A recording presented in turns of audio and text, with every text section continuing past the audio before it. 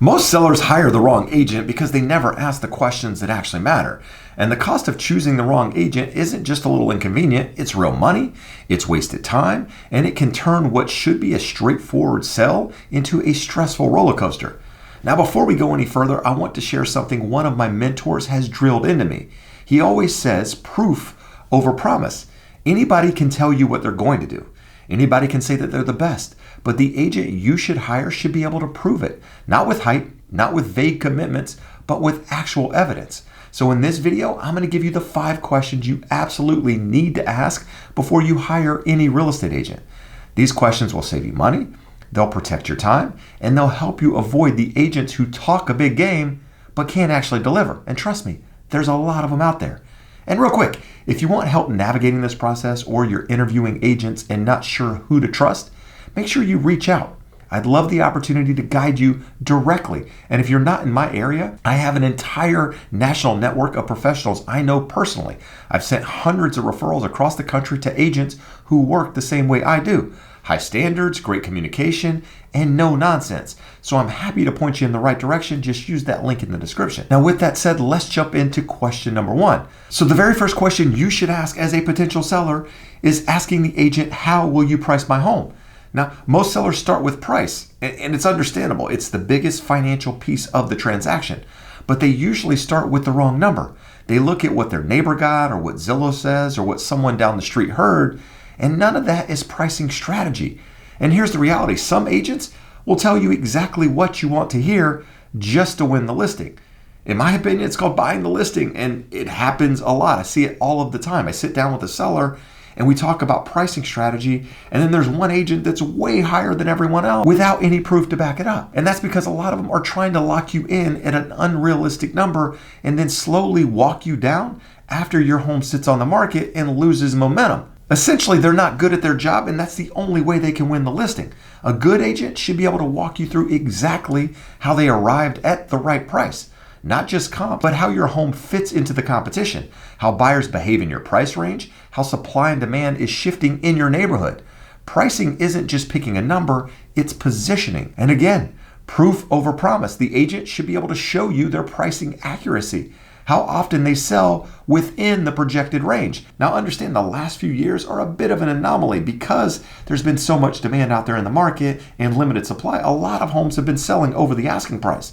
And what you'll get is a lot of mailers in the mail and agents posting on social media how they just achieved the top sales price in that neighborhood, the highest listing that's ever sold. And understand, most of the time, that had nothing to do with the agent themselves and more to do with the market. So in some cases, you have to take it with a grain of salt and focus on the other things that we're going to talk about. But either way, you want to see examples of strategies they've used on real listings. If they can't, then that's the first red flag. Now, the second thing I want you to ask is, what's your plan to prepare my home for the market? What are you going to do to get my home ready, essentially? And this is where I see agents cut corners constantly. And the thing is, most sellers don't realize how much money they lose because of it. Now, I'm not talking about major renovations. I'm not talking about completely upgrading your home. I'm talking about presentation.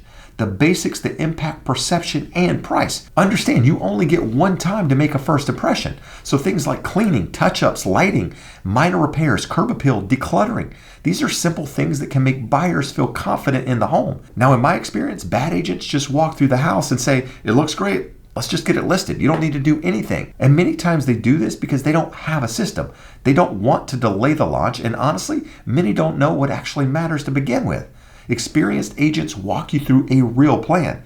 They explain why certain steps matter, they help you prioritize, and they know where buyers focus their attention and where they don't, and what makes them hesitate. Remember, buyers buy emotionally and justify logically, and so you need to appeal to the emotion in that buyer. In my career, I've taken several expired listings where the seller didn't change a single major thing.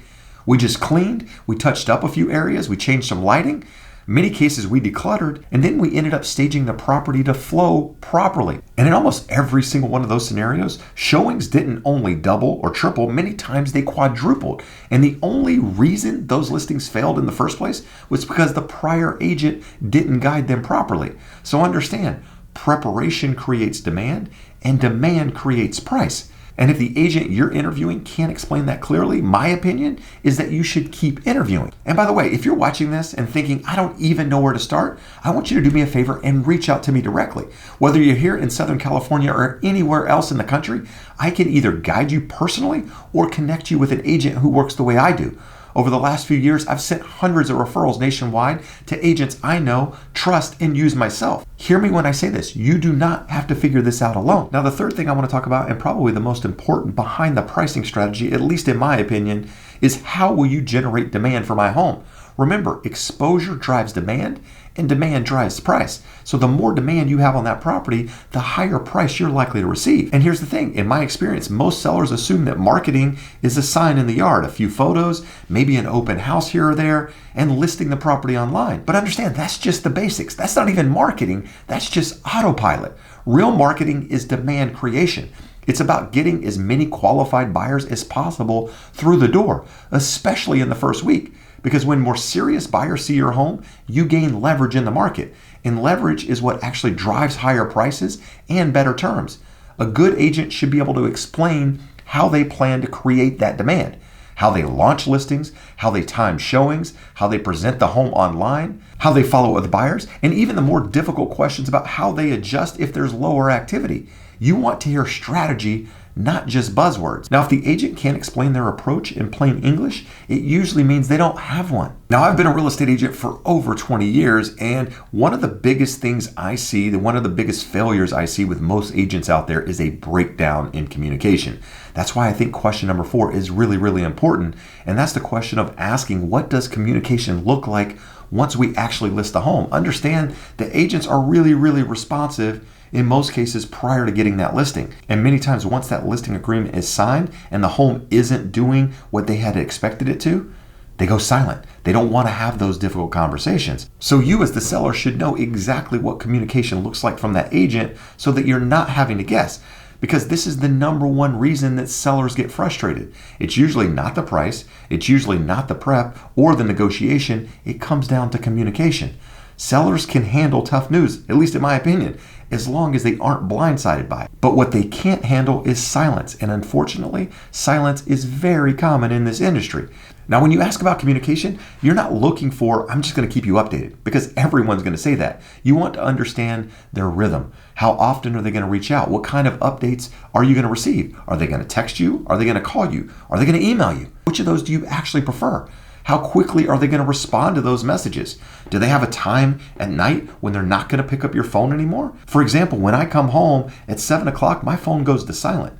I have a wife, I have 3 boys at home, and for me, that's my personal time with my family. Now, if I see something come through that's absolutely urgent, then chances are I am going to return that call. But I'm setting that expectation up front with any client so that they're not guessing, hey, if I call Jeb at 7 o'clock, is he going to pick up the phone? They're going to know because we've already had that conversation. On top of that, how's that agent going to handle showing feedback? What do they do when there's no activity at all? How do they guide you during the inspection, during the appraisal, during escrow timelines? Understand that great agents communicate proactively. They're not going to be reactive. They're not just going to respond to you when you reach out to them because they don't want to wait for you to call. And when things get stressful, and real estate, trust me, gets very, very stressful, they stay calm. They stay level-headed and solution-oriented. If the agent can't explain how they communicate during the hard parts, trust me, that's your answer. Now, question number 5 is very, very important. In fact, if you interviewed all of the clients I've ever helped in my career and you asked them, what's Jeb's number 1 attribute? Hopefully they'd say communication, number 1. But secondly, I think they would say that I'm very, very good at negotiation. And that's the question that you want to start with on number 5. And that's, what's your negotiation strategy?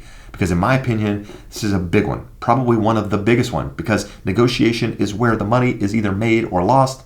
And most agents can't explain how they negotiate because they can't actually negotiate.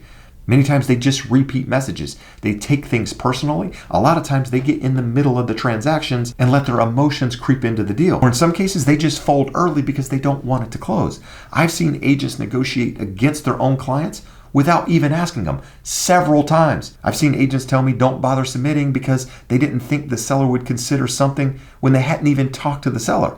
And in my opinion, that's emotion. That's not strategy. That's not negotiation. That's you reacting on behalf of your client. A real negotiator understands leverage. They understand timing, psychology, and structure. They know when to push, when to hold. They know how to analyze the strength of buyers. They know how to navigate repairs and appraisal issues without blowing up the deal. They know how to filter emotion out of the conversation so their client doesn't get dragged into unnecessary drama. One of my favorite questions is asking a seller after something's closed how they felt like the process went. And many times they're like, it was easy, it was stress-free, I don't think anything went wrong. Little did they know all of the drama that happened behind the scenes that they never heard about because I handled it directly without having to get them involved. So when it comes to negotiation, your agent should be able to show you examples, real stories, and actual results. If all you get is, I'm a strong negotiator, then trust me, that's not enough. So those are the 5 questions that matter, in my opinion, not the fluffy ones you find online, and not the generic, how long have you been in the business stuff. These are the questions that reveal whether the agent sitting in front of you is actually capable of protecting your equity and guiding you through a smooth sale. Real estate has a very low barrier to entry. Really low, like this high. Like you could just walk over it. Don't need education at all. Really low. So you get a wide range of skill levels. Some agents mean well, but don't have the experience. Others get emotional and create chaos where it doesn't need to exist. These 5 questions filter all of that out. And I'll say it again, proof over promise. Anybody can talk, very few can actually show you. Now, if you're planning on selling your home or you just want to make sure you're hiring the right person, I'd love the opportunity to help you directly.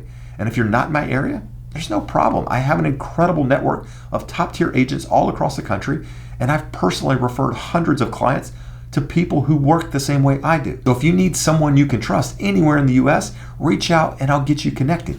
Use that link in the description. Now, if you're planning on doing any repairs or upgrading your home prior to listing it, make sure you check out this video here.